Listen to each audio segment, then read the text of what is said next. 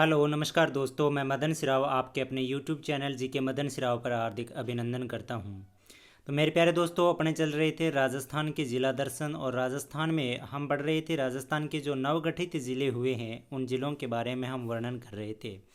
और राजस्थान के नवगठित ज़िलों में हमने जोधपुर संभाग के एक ज़िला फलौदी को हमने पढ़ा है। और इसके बाद में हम बात करें तो जोधपुर संभाग के दूसरा ज़िले के बारे में हम पढ़ेंगे। और जोधपुर संभाग के अंतर्गत आने वाला नवगठित यानी कि नया जो ज़िला है वो ज़िला है अपने पास आज बालोतरा। कौन सा ज़िला है अपने पास? बालोतरा।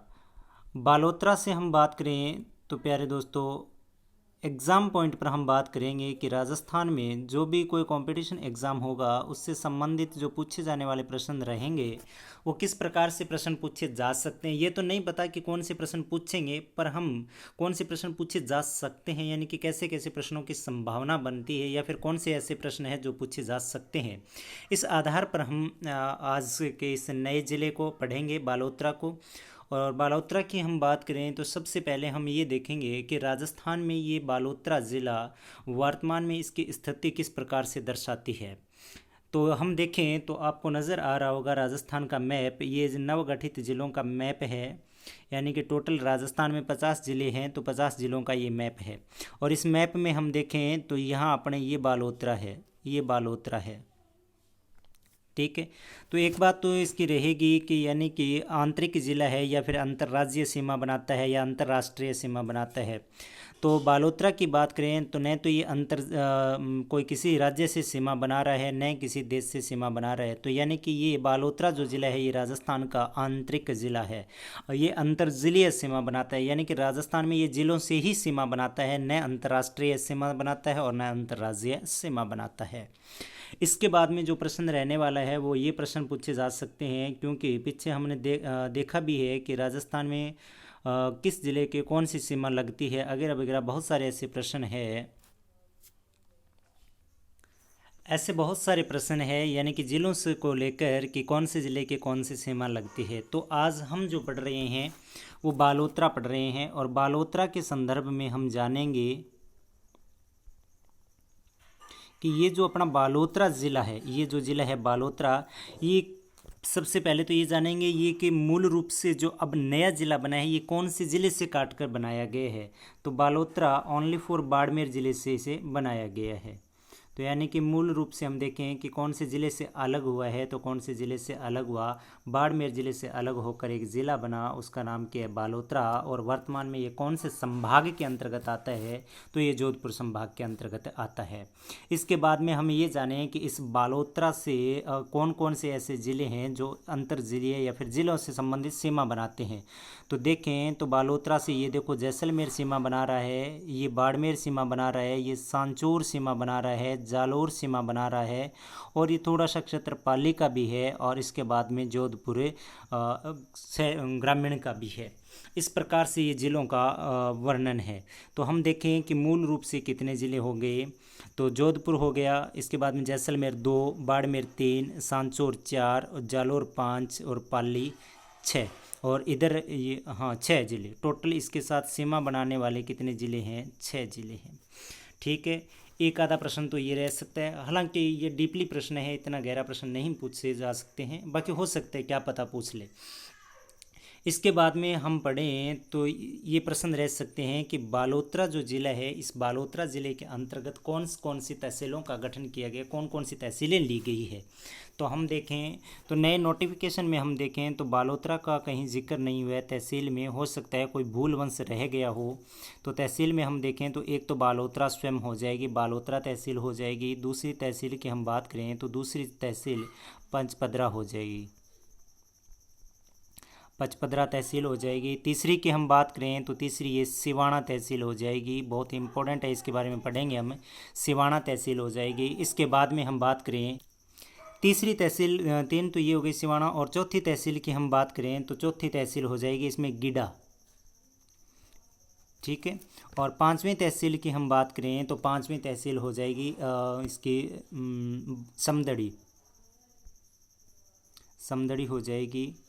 और छठी की हम बात करें तो इसमें छठी तहसील बायतू हो जाएगी। और 7वीं की हम बात करें तो 7वीं सिणधारी हो जाएगी,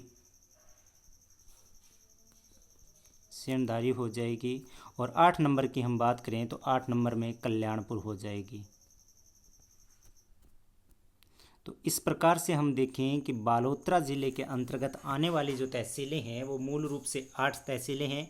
उसमें स्वयं बालोतरा हो गई, पचपदरा हो गई, सिवाना हो गई, गीडा हो गई, समदड़ी हो गई, बायतू हो गई, सिणधारी हो गई और कल्याणपुर हो गई। इस प्रकार से इस बालोतरा ज़िले में बाड़मेर ज़िले की टोटल 8 तहसीलें ली गई है और 8 तहसीलें लेकर बालोतरा नया ज़िला गठित किया गया है। ठीक है, इसके बाद में हम और जाने तो इस बालोतरा से संबंधित, तो बालोतरा से हम उपनाम के बारे में जिक्र करेंगे। इसके उपनामों से लेकर हम जिक्र करें तो बालोतरा को एक नए नाम से भी जाना जाता है, पोपलीन नगरी के नाम से जाना जाता है, यानी कि इसके उपनाम, उपनाम की बात करें तो इसे पोपलीन नगरी, पोपलीन नगरी। और बात करें तो इसे औद्योगिक नगरी भी कहा जाता है, क्योंकि यहाँ वस्त्र इकाइयाँ जो है वो सर्वाधिक है। औद्योगिक नगरी,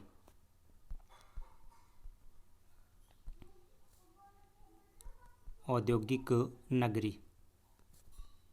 तो इस प्रकार से इस बालोतरा के 2 उपनाम है, एक तो पोपलीन नगरी कहा जाता है, इसे औद्योगिक नगरी कहा जाता है। औद्योगिक क्यों कहा जाता है?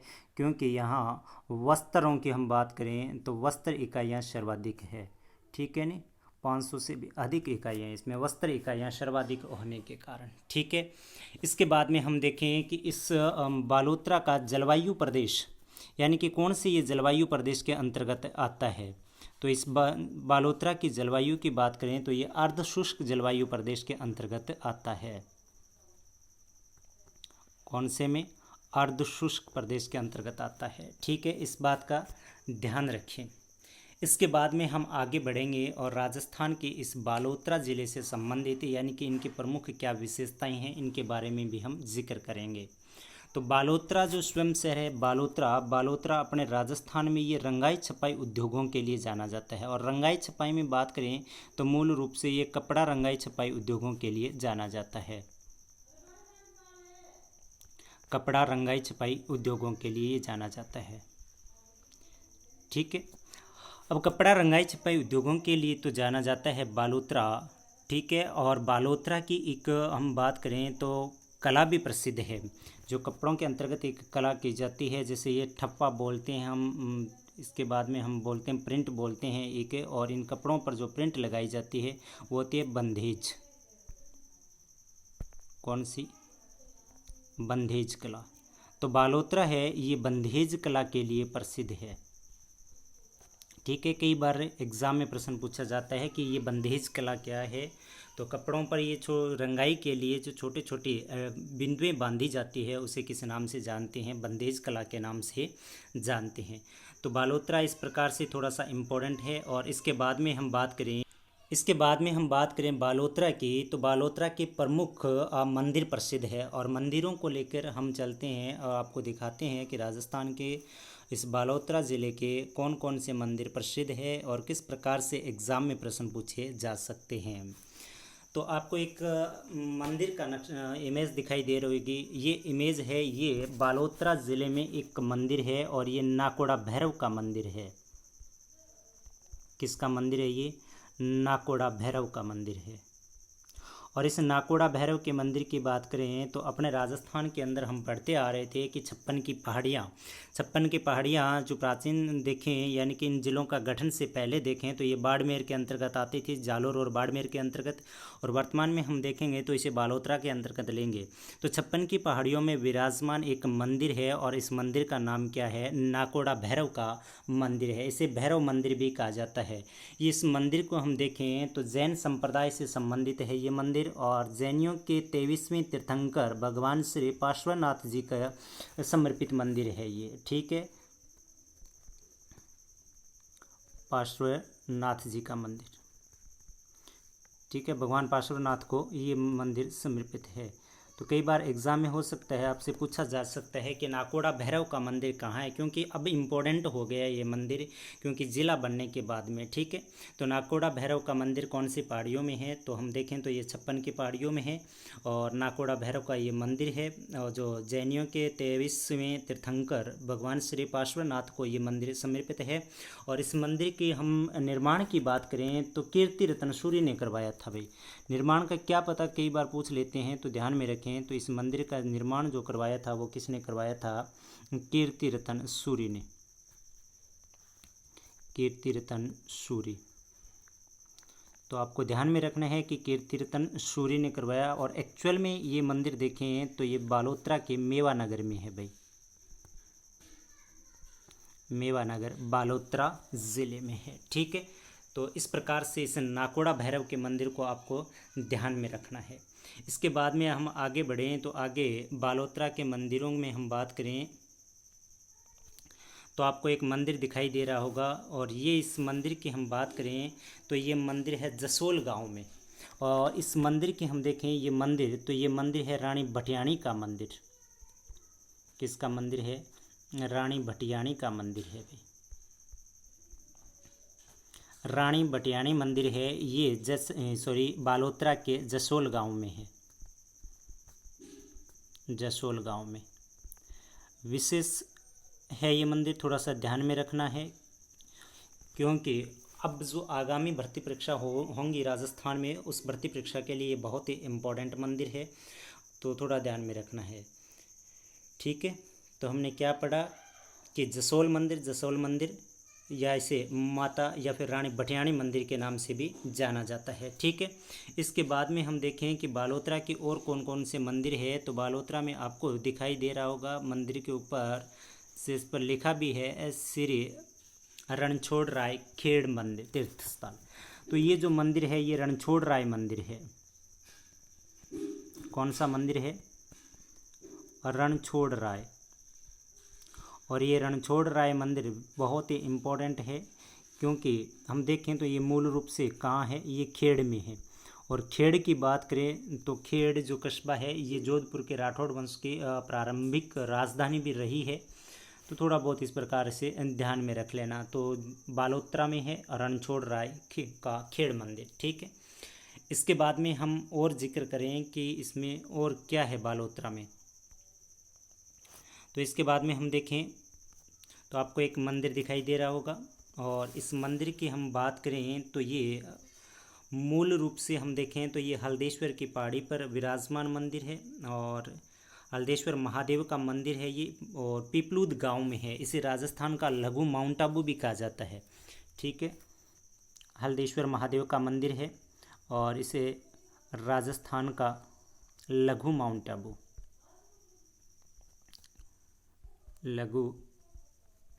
आबू कहा जाता है। ठीक है, तो ध्यान में रखें ये कौन सी पहाड़ियों में? 56 की पहाड़ियों में विराजमान है। और इसमें बात करें तो ये मूल रूप से कहाँ विराजमान है? हल्देश्वर की पहाड़ी पर। हल्देश्वर की पहाड़ी पर विराजमान ये दुर्ग है, हल्देश्वर महादेव का मंदिर है। बहुत ही इंपॉर्टेंट मंदिर है, क्योंकि इस कस्बे को राजस्थान का लघु माउंट आबू कहा जाता है। ठीक है, इसके बाद में हम आगे और बढ़ें तो इस बालोतरा ज़िले में एक मंदिर और है जो आपको दिखाई दे रहा होगा। और ये मंदिर मूल रूप से हम देखें तो ये मंदिर है नागणेची माता का। कौन सी देवी का है?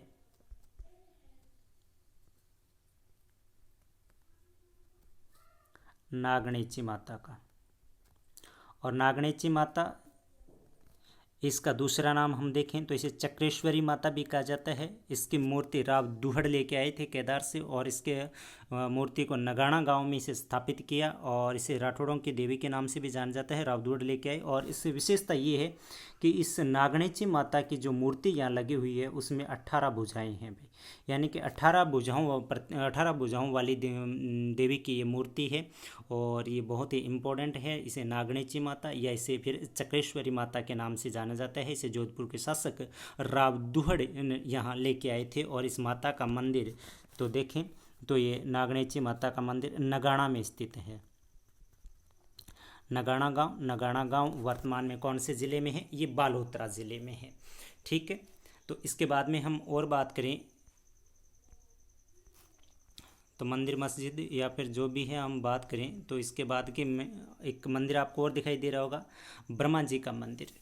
तो ब्रह्मा जी का मंदिर, इस मंदिर की बात करें तो ये मूल रूप से आसोत्रा गांव में स्थित है भाई। कहाँ है ये? आसोत्रा में है। आसोत्रा में ये मंदिर है। ये भारत का दूसरा मंदिर है, क्योंकि एक पहले अपने बात करें तो ब्रह्मा जी का मंदिर पुष्कर में है, और इस मंदिर की बनावट ही बहुत शानदार है और ऐसा माना जाता है कि ये विश्व का सबसे बड़ा मंदिर है। और इस मंदिर का जो निर्माण करवाया था वो खेतराम जी ने करवाया था, क्योंकि इम्पोर्टेंट रहता है ऐसे। खेतराम जी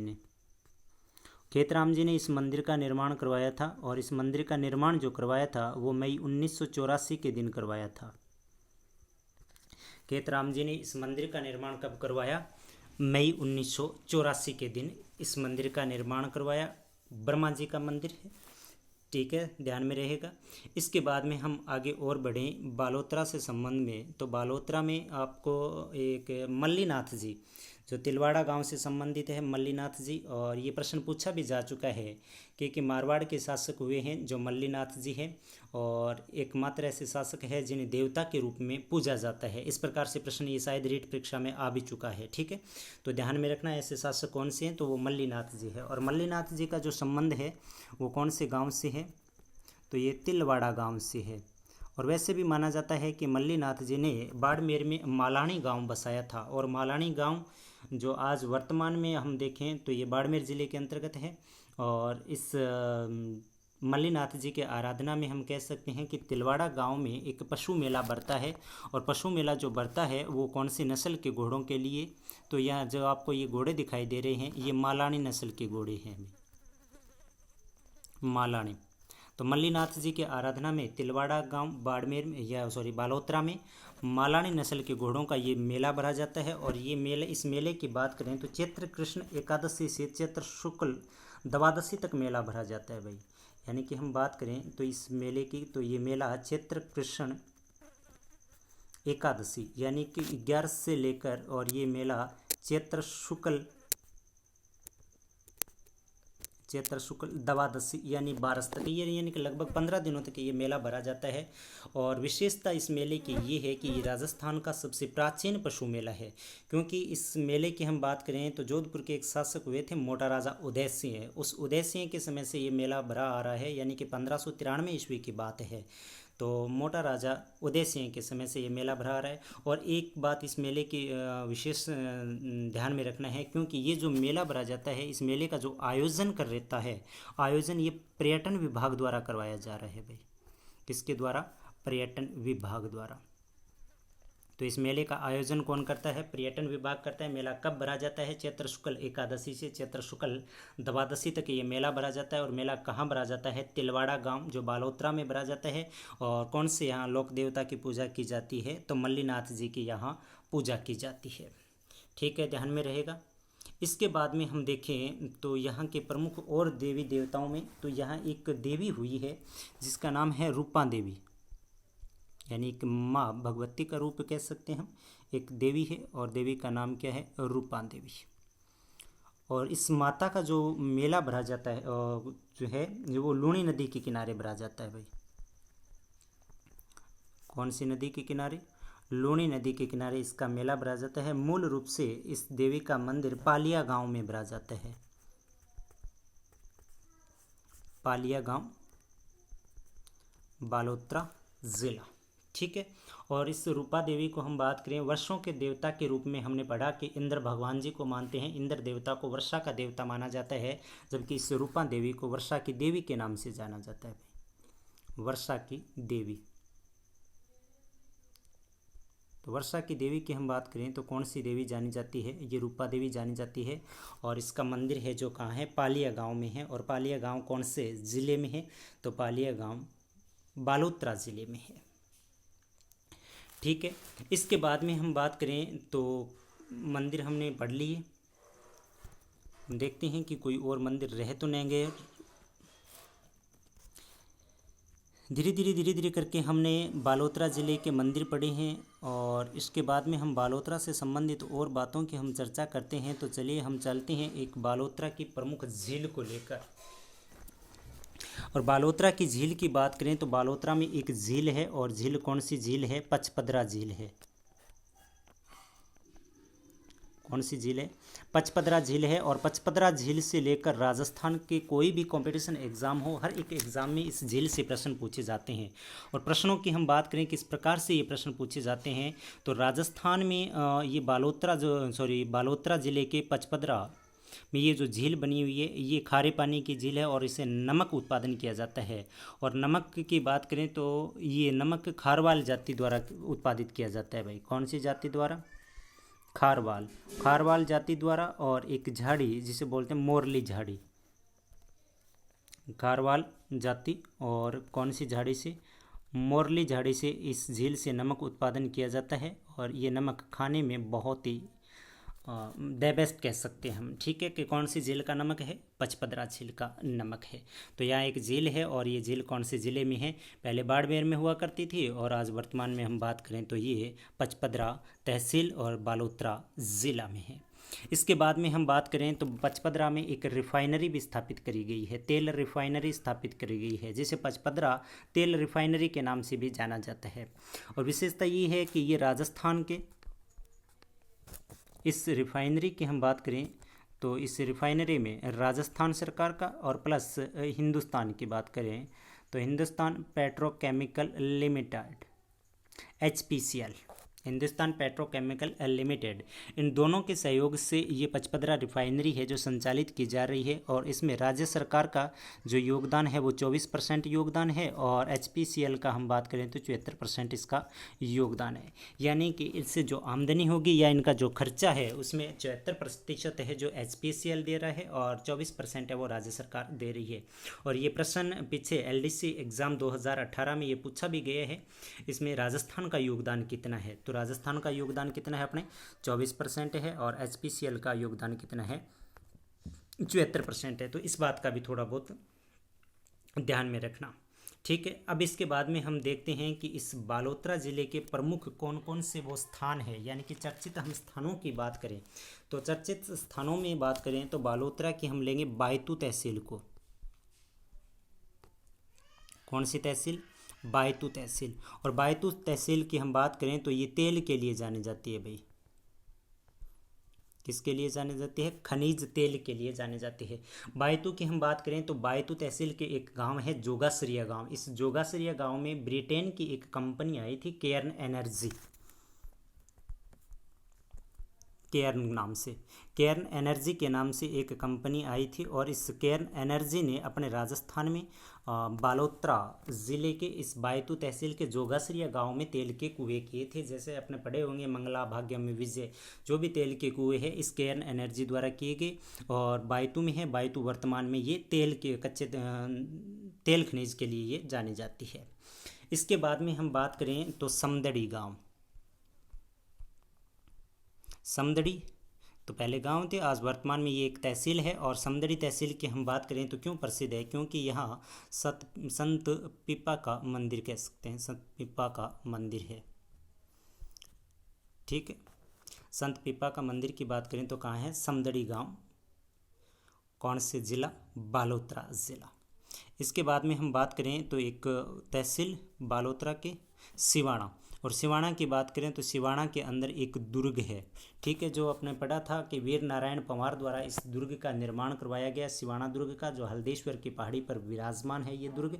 और इसमें साका भी हुआ था। ये जालोर दुर्ग की कुंजी भी रह चुका है। क्योंकि अधिक जानकारी तो इसकी जब राजस्थान के आर्ट एंड कल्चर में हम जिक्र करेंगे, ठीक है, वहाँ राजस्थान के दुर्ग पढ़ेंगे तो वहाँ जिक्र करेंगे।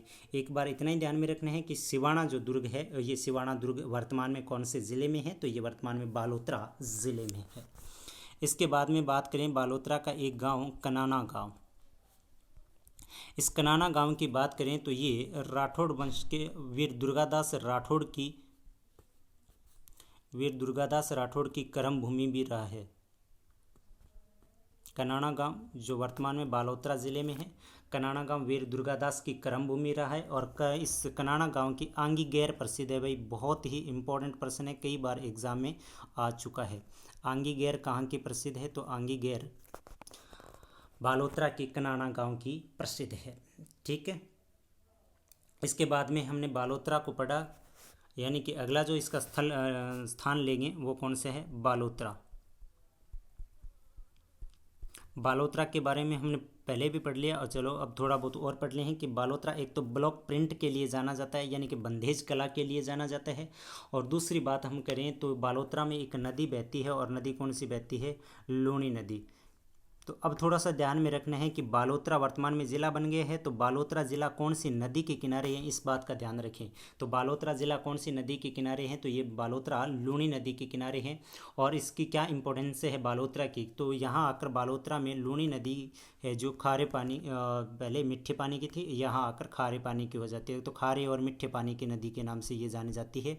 यहाँ आकर इनका पानी कैसा हो जाता है? खारा पानी हो जाता है। ठीक है, तो लूनी नदी का जो पानी है वो कैसा है? खारा। खारा कहाँ होता है?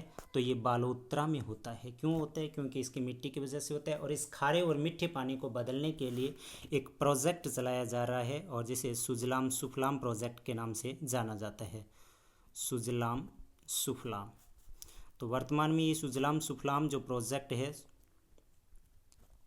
कौन सी नदी पर संचालित है? तो ये लूनी नदी पर संचालित है। और कौन से ज़िले में संचालित है? तो बालोतरा ज़िले में संचालित है। ये खारे पानी को मीठे पानी में बदलने के लिए प्रोजेक्ट चलाया गया है लूनी नदी पर। ठीक है, इसके बाद में हम पीपलूद गांव को पढ़ चुके हैं। पीपलूद गांव जिसे राजस्थान का लघु माउंट आबू भी कहा जाता है। और इस प्रकार से हमने इस ज़िले को पढ़ा। अब इस ज़िले के प्रमुख चर्चित व्यक्ति पढ़ेंगे, यानी कि इस ज़िले के प्रमुख चर्चित व्यक्ति कौन कौन से हैं? चर्चित व्यक्ति। और चर्चित व्यक्तित्व में हम बात करें तो एक व्यक्ति का नाम आता है कवि राजा बांकीदास। कवि राजा बांकीदास। कवि राजा बांकीदास जी, इस बांकीदास जी की हम बात करें तो बांकीदास जी जोधपुर के अंतिम शासक हुए थे। मानसिंह, जिसे सन्यासी राजा के नाम से भी जाना जाता है, नाथ संप्रदाय से संबंधित, यानी कि सन्यासी राजा इस मानसिंह ने जोधपुर के महामना में नाथ संप्रदाय का मंदिर बनवाया था। तो इस मानसिंह के दरबार में एक कवि रहा करते थे जिनका नाम है कवि राजा बांकीदास जी। और इस बांकीदास जी की बात करें तो ये बालोतरा ज़िले से संबंधित है, और इसका जन्म जो बालोतरा के एक भांडियावास गांव में हुआ है। बालोतरा ज़िले के कौन से? भांडियावास में। तो भांडियावास गांव में इसका जन्म हुआ है कवि राजा बांकीदास जी का। और कवि राजा बांकीदास जी ने एक गीत भी लिखा, आयो अंग्रेज मुल्क रे ऊपर। ठीक है, तो इस बात का भी थोड़ा ध्यान रखें। इसके बाद में हम बात करें तो एक व्यक्ति और भी है यहाँ, आसिया मोडजी। और इस आसिया मोडजी की हम बात करें तो आसिया मोडजी ने पाबू प्रकाश लिखा था। पाबू प्रकाश। तो पाबू प्रकाश किसने लिखा? आसिया मोडजी ने लिखा था। और इसके बाद में एक महिला जो आज वर्तमान राजस्थान में हम बात करें तो बहुत ही ज़्यादा चर्चित है, रूमान देवी। बहुत ही अच्छा नाम है राजस्थान में इस महिला का, रूमा देवी, जिसे राजीविका की ब्रांड एम्बेसडर बनाई गई है भाई। राजीविका की ब्रांड एम्बेसडर। तो थोड़ा बहुत ध्यान में रख लेना, इस प्रकार से कई प्रश्न पूछे जा सकते हैं। इसके बाद में बालोतरा में हम बात करें तो प्रमुख एक दो मंदिर और रह गए हैं, उनके बारे में भी हम जिक्र कर लेते हैं, क्योंकि कि बालोतरा ज़िला बन गया है और ज़िला बनने से कई छोटे बड़े मंदिर हैं इस बालोतरा में। तो हो सकता है कि कोई एग्जामिनर ऐसा प्रश्न कोई उठा ले। तो हम बात करें तो बालोतरा में एक मंदिर की गोयणेश्वर महादेव मंदिर। गोयणेश्वर महादेव मंदिर। महादेव मंदिर। इस गोयणेश्वर महादेव मंदिर की बात करें तो ये डंडाली गांव में भरा जाता है भाई। मंदिर है डंडाली गांव में और यहाँ इसका मेला भरा जाता है। ठीक है, गोयणेश्वर महादेव मंदिर। इसके बाद में हम बात करें तो यहाँ एक देवी और है हिंगलाज माता। कई बार ये राजस्थान पुलिस में बहुत बार पूछा गया प्रश्न, हिंगलाज माता का मंदिर। हिंगलाज माता। तो हिंगलाज माता का जो मंदिर है वर्तमान में ये सिवाना में है, और सिवाना कौन से ज़िले में है? बालोतरा में है, ध्यान में रहेगा। इसके बाद में हम बात करें तो कोटेश्वर महादेव का भी मंदिर है जो गुड़ानाल सिवाना में स्थित है। तो इस प्रकार से हमने इस बालोतरा ज़िले को जाना। एक बार थोड़ा सा हम रिवाइज़ कर लेते हैं। बालोतरा ज़िला है, ठीक है। इसके नज़दीकी ज़िलों की बात करें तो जैसलमेर सीमा बनाता है, बाड़मेर बनाता है, सिरोही बनाता है, जालौर बनाता है, पाली बनाता है, ठीक है, और जोधपुर बनाता है। इस प्रकार से इनकी सीमाएं लगती है। इसके बाद में हमने पढ़ा था कि यहाँ आशोत्रा में खेतराम जी ने जो मंदिर बनवाया था ये ब्रह्मा मंदिर है, ठीक है। इसके बाद में रानी भटियाजनी का मंदिर जसोल बाड़मेर बालोतरा में है। इसके बाद में नाकोड़ा भैरव का मंदिर पड़ा, और इसके बाद में हमने और जाना रणछोड़ राय का मंदिर भी पड़ा जो खेड़ में है, और खेड़ राठौड़ों की प्रारंभिक राजधानी भी रही है। इसके बाद में हम तिलवाड़ा गांव पड़ा। तिलवाड़ा गांव मल्लीनाथ जी से संबंधित है और मालानी नस्ल के घोड़ों के लिए जाना जाता है। इसके बाद में वर्षा के देवी रूपा देवी के बारे में पढ़ा जो पालिया गांव में इसका मेला भरा जाता है, और ये मेला जो भरा जाता है कौन सी नदी के किनारे, लूणी नदी के किनारे भरा जाता है। इसके बाद में हल्देश्वर महादेव का मंदिर पड़ा जो राजस्थान का लघु माउंट आबू भी कहलाता है। 56 की पहाड़ियों में विराजमान इस महादेव का मंदिर है। इसके बाद में हमने नागनेची माता का मंदिर पढ़ा। नागनेची माता का मंदिर है जो नगाना गांव में है। इसे चक्रेश्वरी माता के नाम से भी जाना जाता है। इसे 18 भुजाओं की देवी के नाम से भी जाना जाता है। इसके बाद में हमने एक रिफाइनरी पढ़ी, पचपदरा रिफाइनरी, तेल रिफाइनरी है, ठीक है, थोड़ा बहुत ध्यान में रख लेना। और इसके बाद में जो समदड़ी गांव भी पड़ा बाड़मेर का, और यहाँ संत पिपा की गुफा है, कनाना मंदिर है, कनाना गांव भी पड़ा, वीर दुर्गादास राठौड़ की कर्म भूमि रही है, और यहाँ के आंगी गैर प्रसिद्ध है। बालोतरा ज़िला लूणी नदी के किनारे है, और यहाँ लूणी नदी का पानी और खारा और मीठा पानी के नाम से बदलता है, और सुजलाम सुफलाम प्रोजेक्ट चलाया गया है। और चर्चित व्यक्ति में हमने कवि राजा बांकीदास को पढ़ा, और आसिया मोडजे को पढ़ा, और एक महिला रूमा देवी को पढ़ा। इस प्रकार से हमने इस बालोतरा ज़िले का वर्णन किया है। और बालोतरा ज़िले का जो प्यारे दोस्तों वर्णन किया है हमने इस बालोतरा में जो नवगठित तहसीलें जो स्थापित की गई है, नई तहसीलें जो है, इन तहसीलों के आधार पर ही हमने पढ़ा है कि कौन सी चीज़ है वो कौन सी, जैसे कि सिवाना में कौन सी थी, या फिर सिंधारी में कौन सी है, कल्याणपुर में कौन सी, इन तहसीलों के आधार पर पढ़ा है। जैसे जैसे इसमें नए एडिशन आएंगे आपको जोड़ते बताते चले जाएंगे। तो आज तो हम इतना ही पढ़ेंगे क्योंकि बालोतरा ज़िला इस प्रकार से कंप्लीट होता है। जोधपुर संभाग का दूसरा नवगठित ज़िला, एक फलोदी पढ़ लिया, दूसरा बालोतरा। तो आप बने रहिए हमारे साथ जी के मदन सिराव यूट्यूब चैनल के साथ, और देखते रहिए राजस्थान के नवगठित ज़िलों का वर्णन बहुत ही ऑथेंटिक और सरल भाषा में। धन्यवाद।